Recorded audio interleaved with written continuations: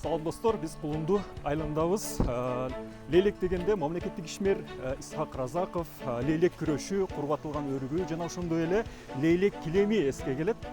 Мына ошол аягында сөз болгондой эле лейлек килемин жакындан көрүү үчүн, анын жасалуу жараянын жакындан таанышуу үчүн Кулунду айылына келдик. Бул жерден ошол чебер энелердин жасап берүү жараянын өз көзүбүз менен көрөбүз, колубуз менен кармап таанышып чыгабыз.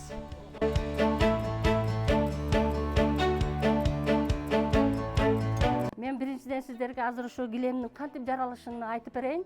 Мына жерде килемди биринчи койдун жүнүн кыркып алып, сабоо менен сабап, таптаза кылып.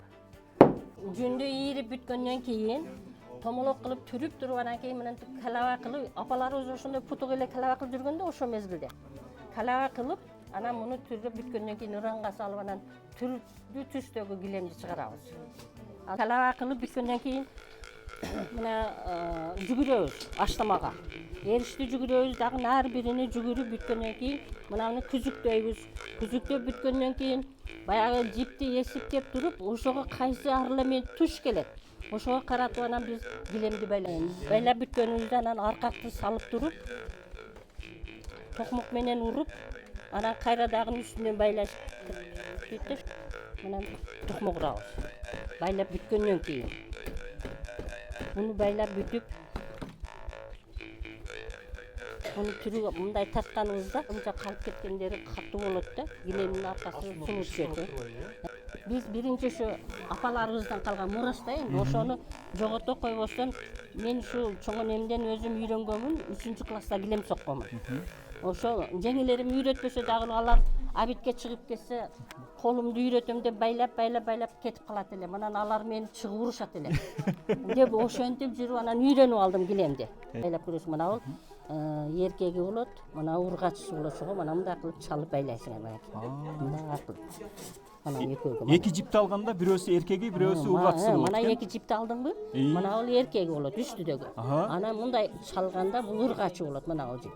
Анан бычак менен кесет. Бизге ушинтип үйрөткөн да капелес. Мына эркеги. Эркеги жана ургачысы. Ургачысы, ургачысы. Мынакей. Анан тартып, бычак менен кесесиң. Ана. Бир аз мындай узун болуп калды да? Аны боло берет, Кайчы менен кыркып тегиздеп. Тегиздейбиз. Түшүнүктүү. Мындай кыз келиндерди үйрөтөбүз деп, ушул апаларыбыздын мурастан калдырган килемдери калбасын деп, биз баардыгын ушуларга үйрөтүп атабыз. Азыр биздин бу жерде Анаркамыздар тобунда 18 мүчөбүз бар. Ошол 18 мүчөнүн азыр баардыгы ар бири ар кандай кесипте өздөрүнүн кесибин аркалап жасап, ушундай республикалык семинарларга барып, алдыңкы орундарда алып ээлеп келе жатабыз. Кудайга шүгүр, баардыгынын колунан келет. Ар кимиз ар кандай өнөрдү кылып келет. Биз мисалы үчүн жүл соксок, мына кызыбыз арагын сокот. Эми мунуга Оройм. эми тартып бердим. Эми бычак менен кесип көрбөйт. Өйдөрөктөн кесип керек. Өйдөрөктөн, Кайрадан да муну экөө.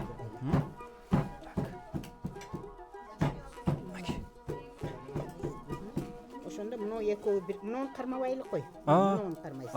Түшүнүктүү. Муну барабар кылып кесип. Түшүнүктүү. Мынакей. Кийинкисин дагы бир кайталап коеюн. Ушул жиптер баардыгы ар бир жипке мына ийрилген жипти байлап бүттүк.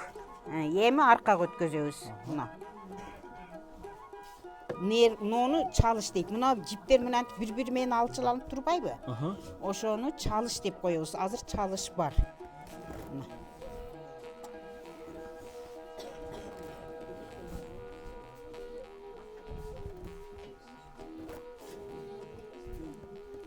Мына аркак өттү. Эми токмок гана. Эми аркак өткөрүү. Ошо муну аркак дейт. Муну аркак өткөрүү дейт. Эми муну мындай мынога жармаштырып.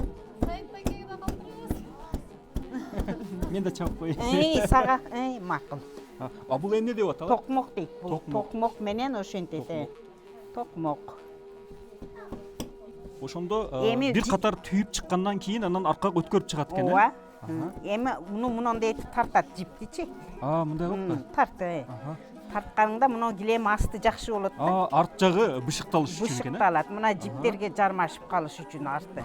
Түшүнүктүү. Кайчы барбы? Эми кесебиз мына. Кесем мында. Бул жакка түзлөп туруп кесиш керек экен да, Ооба.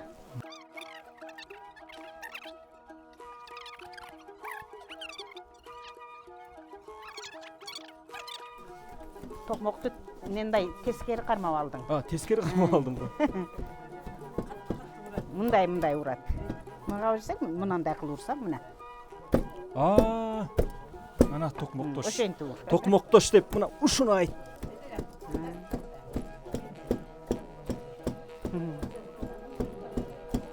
Мына токмоктуктар токмок деп аталат экен. Эми муну тарта.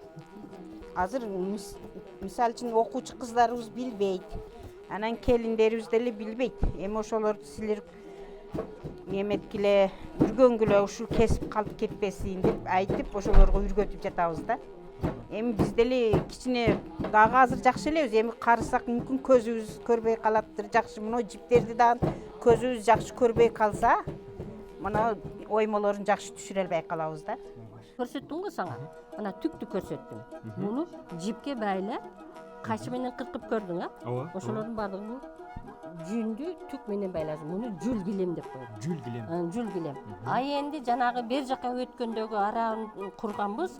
Ошол араанын ар бир жибинин кастап, баягы эле сен көргөн түрдү мына жерге ериш менен түрдүн өзүнү салабыз. Өзүнү салып, көчөтүн салып өзүнүн дагы. Көчөтүн салып токкондон кийин бул анан арабы болот. Бул арабы килем экен. Бул арабы килем болот. Муну эшиктин босогосуга салсаң деле болот.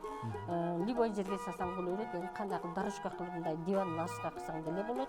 Бул дагы ошо дивандын астына кылса боло берет. Ошон үчүн бир эле жүндөн жүл килем, арабы килем болуп барат. Ошондо биздин кыргыздын кыздары Лейлек районунда кыз узатып атканда бир жүл килем, бир арабы килем. Анан ошентип муну сепке берет. Кыздарга сепке беребиз. Бүт баардыгын. Булар түстүү килемдер экен. Ошондо бул килемдер жөнүндө айтып бересизби? Бул 5 свет килем. Азыркы мезгилде ушундай 5 свет килемди куруп жатабыз. Ыранга боебой, баягы койдун жүнүн өзүнү сабап, тийгип, жүл килем, мунун дагы арабысы дагы бар. Ошентип.